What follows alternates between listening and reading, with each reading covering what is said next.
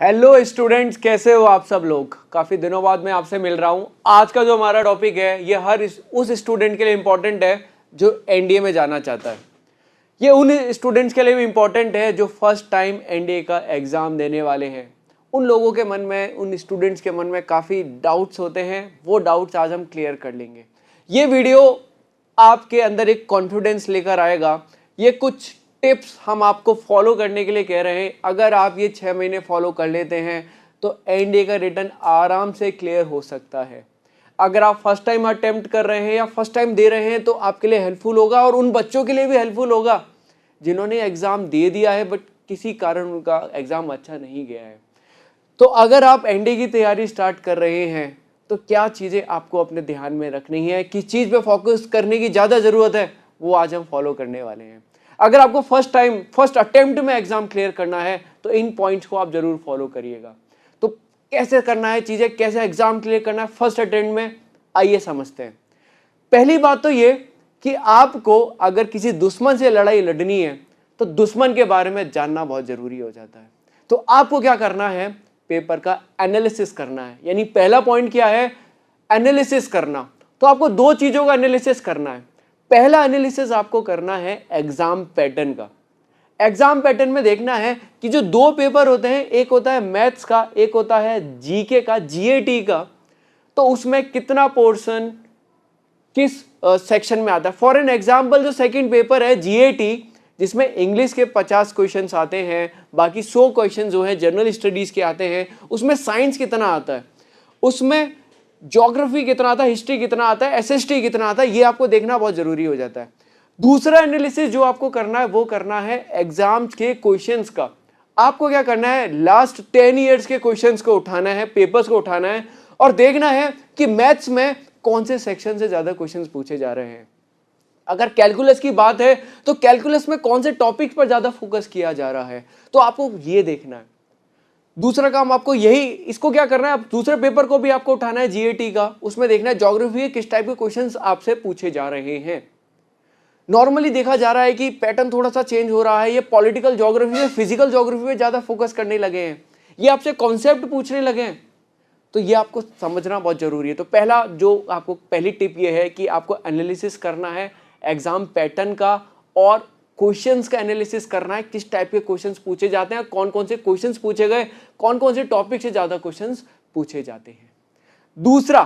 दूसरी बात जो आपको ध्यान रखनी है, दूसरा पॉइंट आपको क्या करना है, गैदर रिसोर्सेज को गैदर करना है, बुक्स को गैदर करना है, कौन सी बुक आपको पढ़नी है, कौन सी नहीं पढ़नी। इससे पहले वाला वीडियो भी हमने अपलोड किया हुआ है जिसमें हमने आपको बुक्स के बारे में बताया। तो उन बुक्स को आपको अपने पास रख लेना है ताकि आगे चल के आपका टाइम वेस्ट ना हो कि कौन सी बुक पढ़ूं, कौन सी नहीं बुक पढ़ूं।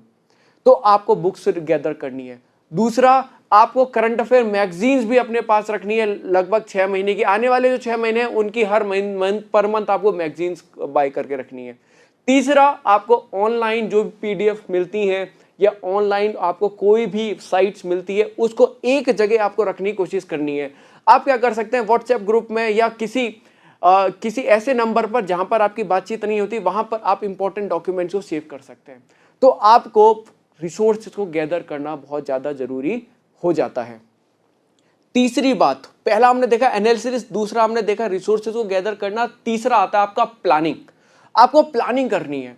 प्लानिंग कैसे करनी है कि आपके आने वाला टाइम आपके पास कितना है। फॉर एन एग्जाम्पल, आपका एग्जाम को 3 महीने बचे हुए हैं और आप डेली सिर्फ 3 घंटे दे पाते हो, तो आपको प्लान करना है। अगर आप डेली 3 घंटे देते हो और 3 महीने तक, यानी आपके पास लगभग 90 आवर्स है। 90 आवर्स, तो 90 आवर्स में आप कितना मैथ्स को दोगे, 45 आवर्स आपने मैथ्स को दे दिया। फिर जो बाकी रिमेनिंग 45 आवर्स है उसमें आप इंग्लिश को कितना दोगे, आप एसएसटी को कितना दोगे, साइंस का कितना दोगे।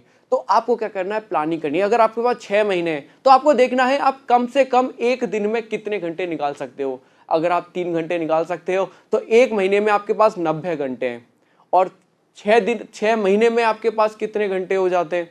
आप क्या करिएगा, शॉर्ट आपको पर मंथ आपको क्या करना है, प्लानिंग करनी है। तो इतने घंटे आपके पास है और इतने घंटे में आपको इतना पढ़ना है। तो प्लानिंग करना बहुत जरूरी है।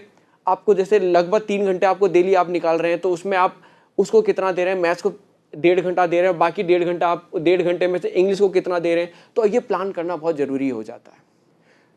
नेक्स्ट पॉइंट, जो फोर्थ टिप आपकी ये है कि आपको क्या करना है, नोट्स डेली बनाने। अगर आप डेली 3 घंटा पढ़ रहे हो तो आपको क्या करना है, फटाफट साइड में नोट्स बनाते रहने हैं।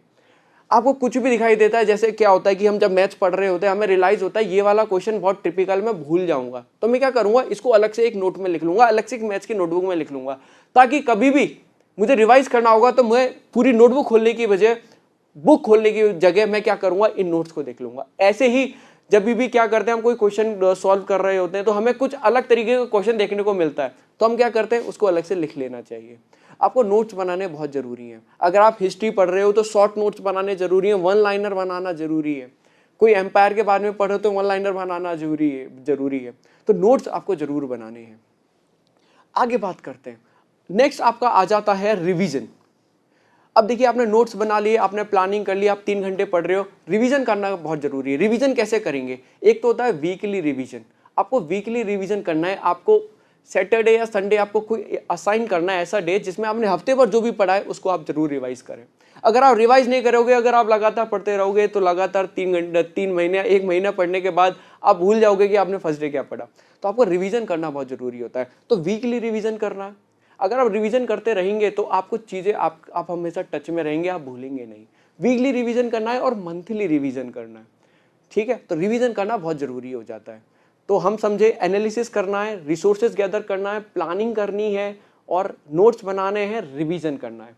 अब लास्ट जो आपको आ जाता है वो है आपका क्वेश्चन पेपर को सॉल्व करना, क्वेश्चंस को सॉल्व करना। देखिए, रिवीजन करने के 2-3 तरीके होते हैं। एक तो होता है कि जो आप हफ्ते भर कर रहे हैं वो तो आप कर ही रहे हैं, बट हाँ, अगर आप क्वेश्चन सॉल्व करते हैं वो भी एक तरीके का रिवीजन हो जाता है। तो आपको क्या करना है, जैसे आपने कोई भी टॉपिक उठाया, जैसे कि आपने चंद्रगुप्त मौर्य मॉडर्न डायनेस्टी आपने खत्म किया, आप क्या करेंगे, उसके टॉपिक्स, उसके प्रीवियस ईयर क्वेश्चंस को उठाएंगे, सिर्फ उसी सेक्शन के। तो उससे क्या हो जाएगा, आपको थोड़ा अंदाजा हो जाएगा कि आपने कौन से क्वेश्चन, आपने किस एरिया पे फोकस किया है, किस पे नहीं करना चाहिए था। तो आपको क्वेश्चन सॉल्व करने बहुत ज़रूरी हो जाते हैं। तो आपको क्या करना है, क्वेश्चन सॉल्व करने हैं। एक तो टॉपिक वाइज क्वेश्चन सॉल्व करने हैं, दूसरे करने होते हैं प्रीवियस ईयर क्वेश्चन। आपको क्या करना है, जैसे आप क्या कर सकते हैं, पूरा छोटे छोटे सेगमेंट्स में आप टेस्ट दे सकते हैं। जैसे आप इंग्लिश के लिए आपको क्या करना है, देखिए इंग्लिश का क्या होता है कि आप तैयारी करते रहते हैं, बट मैं तो कहूँगा कि इंग्लिश आप अगर रेगुलर आप वीकली टेस्ट भी दे रहे हो तभी भी आपकी इंग्लिश इंप्रूव होती रहेगी। तो आपको क्या करना है, टॉपिक वाइज टेस्ट भी देना है और सेक्शन वाइज टेस्ट भी देना है। जैसे मैथ्स का सेक्शन दे दिया, मैथ्स के सेक्शन के क्वेश्चंस के आपने सॉल्व किए, तो हर हफ्ते आपको रिवीजन के साथ साथ क्वेश्चन भी सॉल्व करने हैं। टॉपिक खत्म होता है उसके बाद भी क्वेश्चन सॉल्व करने होते हैं। अच्छा, लास्ट टिप जो मैं आपको देना चाहता हूँ, मैं ये देना चाहता हूँ कि आपको गाइडेंस भी आपको लेनी चाहिए। गाइडेंस अपने टीचर्स की लेनी चाहिए, या आप कहीं जा सकते हैं वहाँ लीजिए, या फिर ऑनलाइन ले सकते हैं। गाइडेंस लेना इसलिए ज़रूरी हो जाता है कि जितना समय आप अपने आप समझने में लेते हो उतना समय, वो समय थोड़ा बच जाता है। आपको जो ट्यूटर होता है या फिर आपको जो भी गाइड कर रहा है वो आपको बता सकता है कि आपको इस चीज़ पे बेटा ध्यान नहीं देना है, आपको यहाँ पर ध्यान देने की ज़रूरत है, ये वाले क्वेश्चंस को आप ऐसे कर सकते हो। तो ट्यूटर भी ज़्यादा इंपॉर्टेंट हो जाता है, गाइडेंस भी ज़रूरी इंपॉर्टेंट हो जाती है।